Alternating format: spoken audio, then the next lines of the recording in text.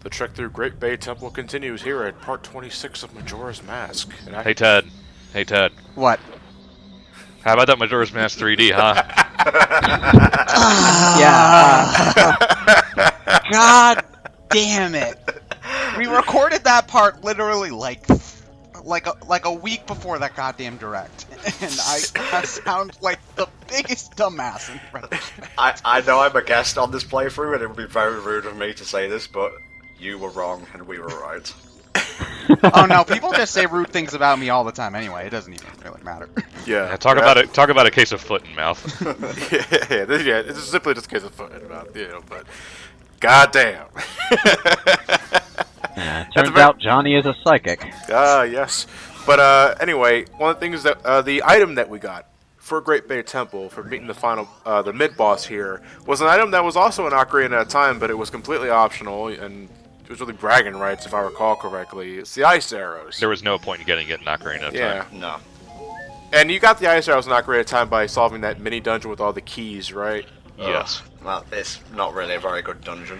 Yeah, dungeon borderline, but bragging rights in Ocarina of Time. They actually have a purpose in Majora's Mask. Ice arrows can freeze enemies, of course, but they can also make ice platforms on water.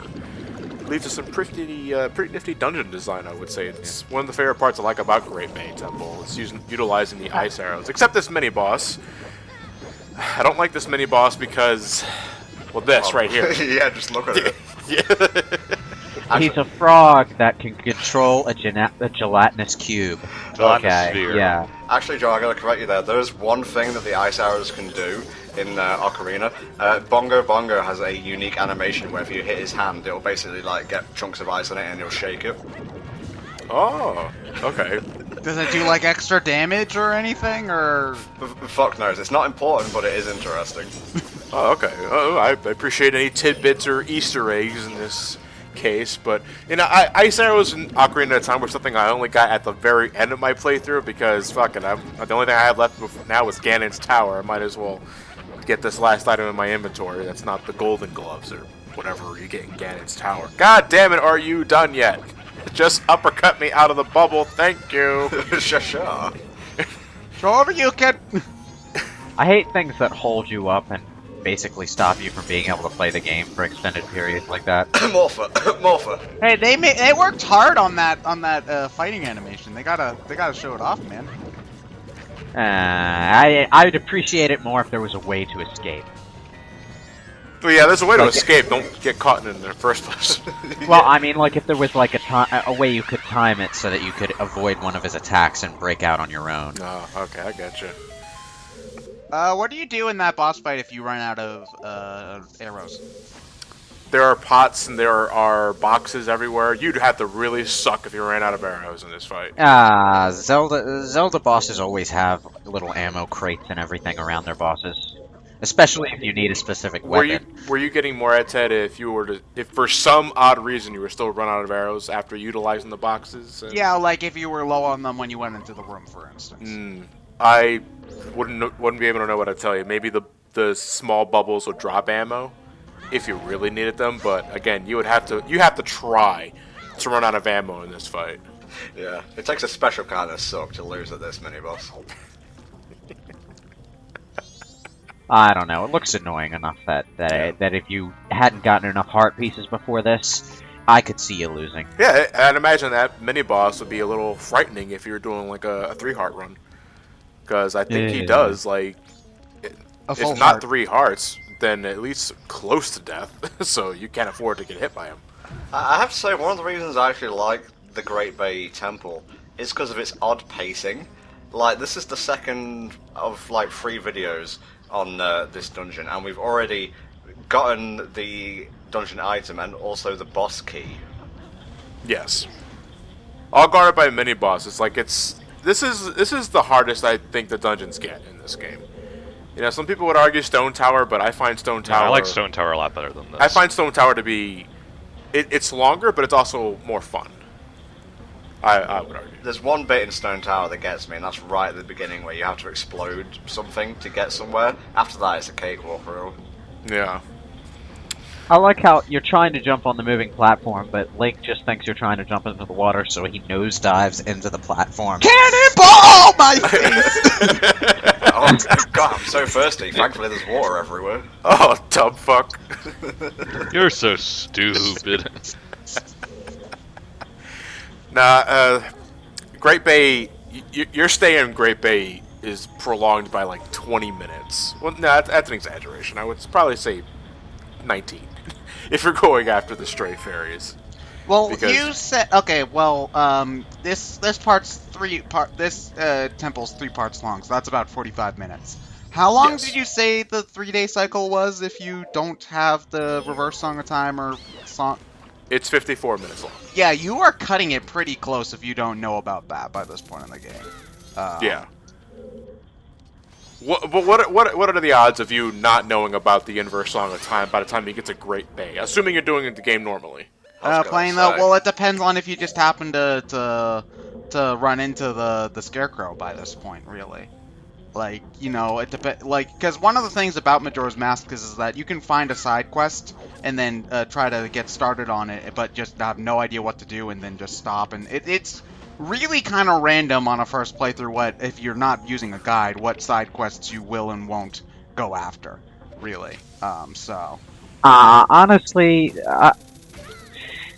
I feel like Majora's Mask punishes you a bit too much for not being explorative, like, relative to other games in the series. Like, I think I could play through A Link to the Past, Link's Awakening, Ocarina of Time pretty comfortably, not deliberately going after everything that I can find. But in those games you can afford to be like that. Yeah. yeah, it's like I feel like playing this game, I wouldn't. I would feel unsafe not playing explorative. Just frankly.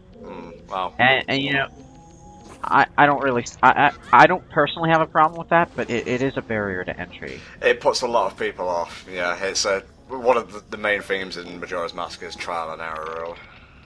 Yeah. Well, not even just the trial and error aspect. Just you have to invest a lot of time in a given Majora's Mask playthrough, unless you really know what you're doing well enough to go through it with minimal hearts and whatever. Well, it's one thing when you're playing Majora's Mask normally, you know, without recording yourself for a commentary. It's another thing when you have to. God, Great Bay. It's just you know, you have to be a bit more hardcore to want to play this game as compared to the other ones. Oh, yeah. Like you know, I take pride in that. any given player can go into Ocarina or the standard 2D Zelda without thinking, I'm going to spend so many hours getting every little thing on this that I can find without a guide.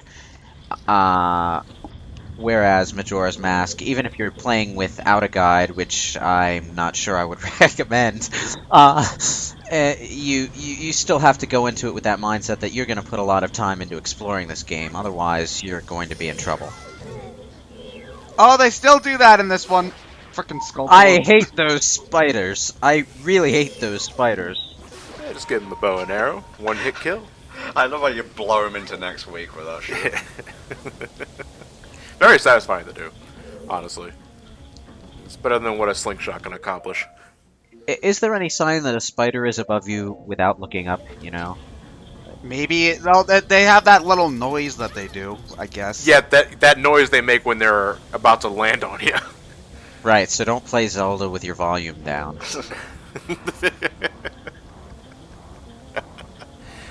Yeah, so this is what I was getting at in the beginning of Great Bay, was how this temple is cause and effect. The temple. That's what you're pretty much doing. You know, normally in every dungeon in Zelda, it was normally how you can accomplish a specific goal to get a key to open another door. And this one, this temple is about manipulating something so that something else happens in another part of the dungeon so that you can do that part of the dungeon.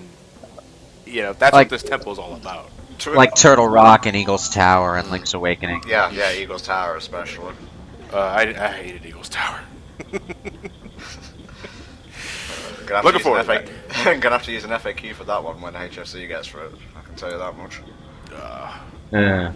Well, the only thing I had to use an FAQ for this was listening, because I'm the list that I followed for this playthrough was a 100% guide. It's on GameFAQs. It's actually really short. He did it like in a list format, which gave me the objectives, but didn't necessarily told me what to do. I just, I used it as a reminder, saying that okay, by this time, I'm going to be able to do this and do that and do this. This opens up and this opens up and this opens up, which is why, we went like 10 parts between Snowhead and Great Bay, because I looked at the guide and saying, okay, by the time you clear Snowhead, 50 other side quests open. Like, oh, okay, I'm in for an adventure. Yep. Oh, look, a stray fairy. Now, this is usually where we'd be going to the boss, but since Johnny decided to make this an all-fairy run, there's going to be another part before them. Yeah, again, this day's going to be prolonged when you're going after all these godforsaken fairies.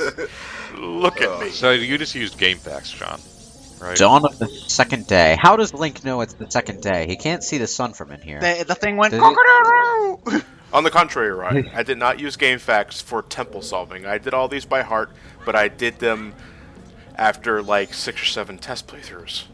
By heart Okay. and with heart as well. Yeah.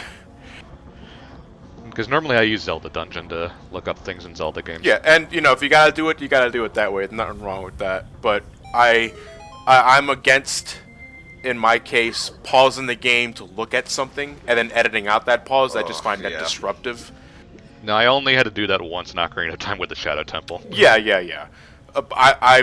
We're talking about differences in like play styles and recording styles. I'm personally I'd rather have everything memorized by heart for this particular session. With that said, fuck the Great Bay Temple recording session, because if I did something wrong at the very end, say, God forbid, the fight with this boss coming up, that's 56 minutes loss, because every session of Great Bay Temple began with me going to the milk bar to chug down Chateau Romani for the 8th time. I'm feeling a little tipsy. And now you too know the pain of the retake. Hey, well, now that you think about it, using the Song of Time might be a great way to escape a hangover. Do you think it erases alcohol from your system? I don't know. It erases the rupees from my wallet, so it better. Let's think about this, though. True, you'd get through the hangover faster, but you're also accentuating the hangover by making it 500 times faster than what it normally encompasses. So... That's not really how it works, John. Have you ever time traveled? Have you? Have you? Have you? Technically, we are time traveling at a mostly constant Shut rate up! forward. Shut up, Ryan. Have you ever made a TARDIS? No, didn't think so. Just because you're British doesn't mean you've made a TARDIS. Doesn't it? The question is whether or not food and drink in your system are one of the things that makes the trip back with you. Just like chicken wings flying out of your mouth as you fall through a portal. Oh, that's gross. That's visually comedic, but that's gross. Nah, you don't just vomit it up, but it reforms into uneaten food on the way out. I'm gonna eat that again tomorrow. Oh, so what? The cocoa just sort of flies out of his mouth like he's some sort of messed up magician? Hey asshole, it's the second day, get a move on. In fact, that was so good, I'd like to eat it a second time. Oh. Tasted just as good on the way out. Oh my goodness. What is this temple doing to us? I don't know, but I'm tired of seeing this one platform. Well, we have to... I'm sorry, but I had to get the stray fairy. Oh, no, you don't owe me any apologies. This level owes me an apology. It's gonna be everyone's least favorite part when 3D comes out.